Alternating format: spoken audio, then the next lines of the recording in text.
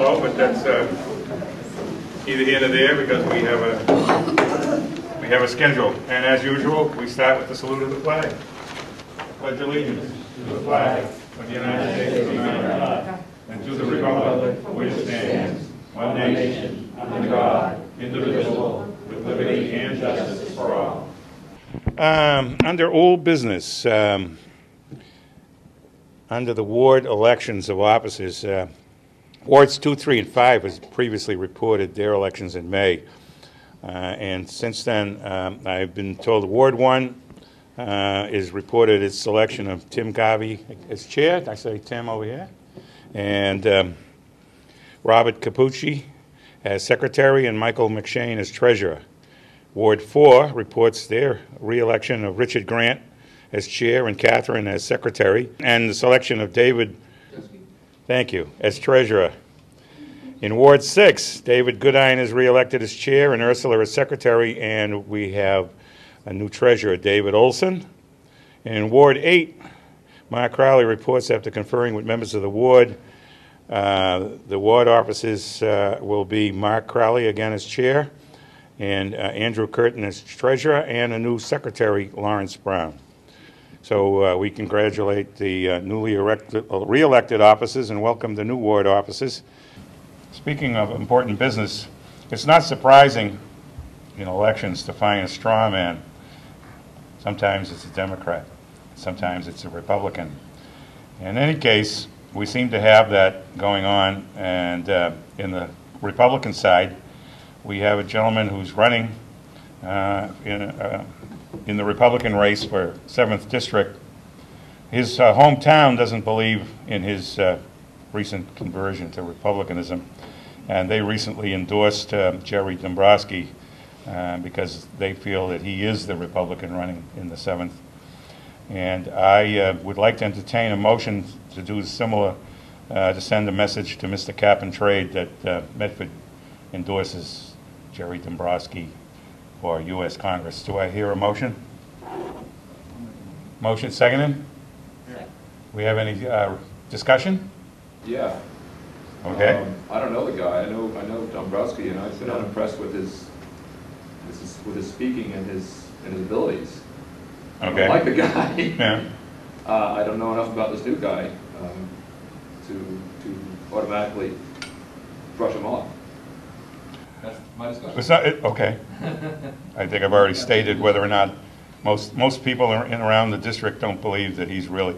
Previously, a couple of years ago, he ran as a Democrat, and curiously in the same 7th Congressional District, right, in which he had wonderful things to say about the incumbent, and probably will do again. Right. So, anyhow.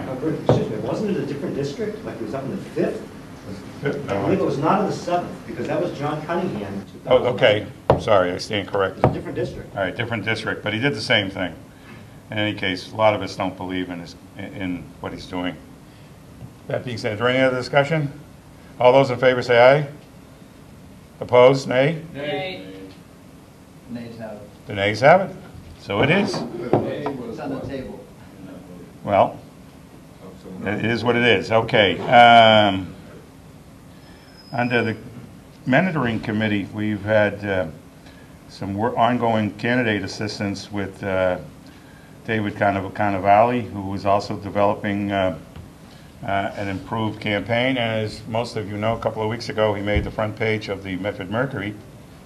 And that will be the only race in the district in which the end result will be a Republican against a Democrat. There won't be a third party. He is looking for assistance. He is trying to get up to speed on standouts. He hasn't done one yet, though Dombrowski, Jerry has been in Medford and done 2 standouts already. One of them was in West Medford where I participated. So hopefully that will be continuing, and for all of the candidates. That being, where's my second page? Here we go. And speaking of candidates, we have a couple with us tonight, and the first gentleman I'm going to introduce because he has to go to another location, as busy candidates always do. Guy Carboni is running for Attorney General. And I would assume most of you now have got a letter with a little sticker on it, because he's hoping that you will attach his name for Attorney General and nominate him. He needs 10,000 to be elected, and also has to prevail. I think he can make a compelling case beyond that. Guy? Thank you, Mr. Chairman.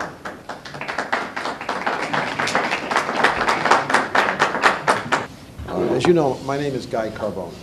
I'm running for Attorney General, but because the Republicans didn't nominate anybody at the convention, I have to run on stickers.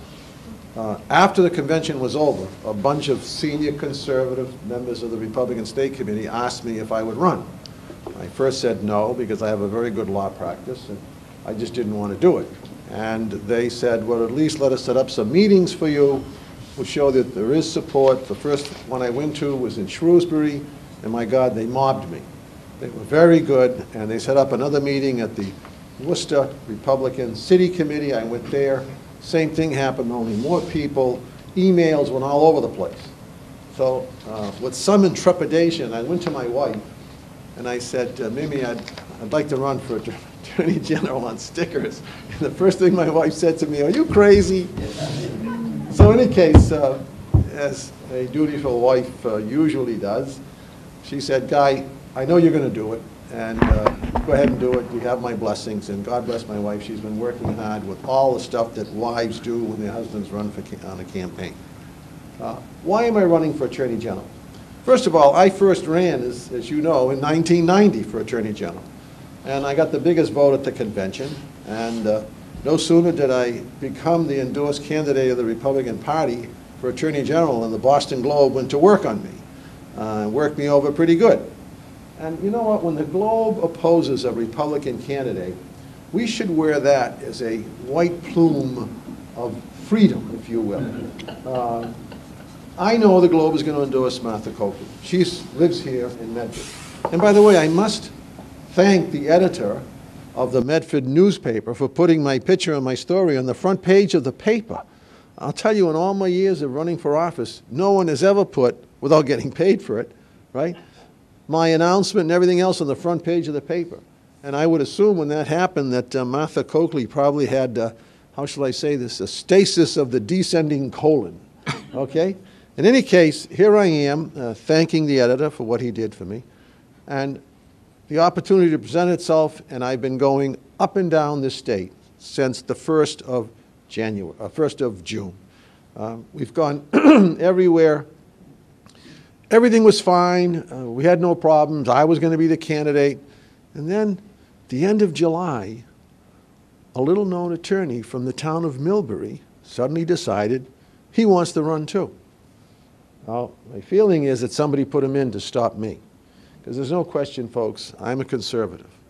Now, if you go to my website, carboniforag.com, you will see the issues. You go to carboniforag.com and you'll see an icon. You click on that, it says, learn more about Guy.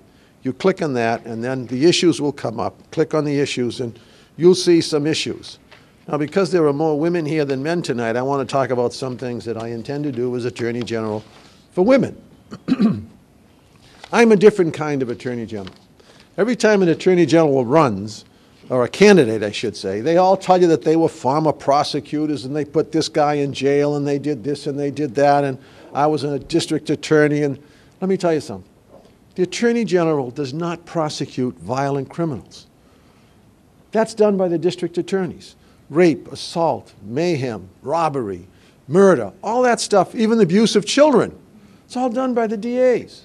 And yet, everybody who runs for, except for this guy, who runs for Attorney General, tells you how they were a prosecutor, they put this guy in jail, that guy in jail. Now, when I was general counsel at the Department of Labor and Industries, I tried criminal cases, but they were violations of state labor law. So I have experience in trying criminal cases a long time ago.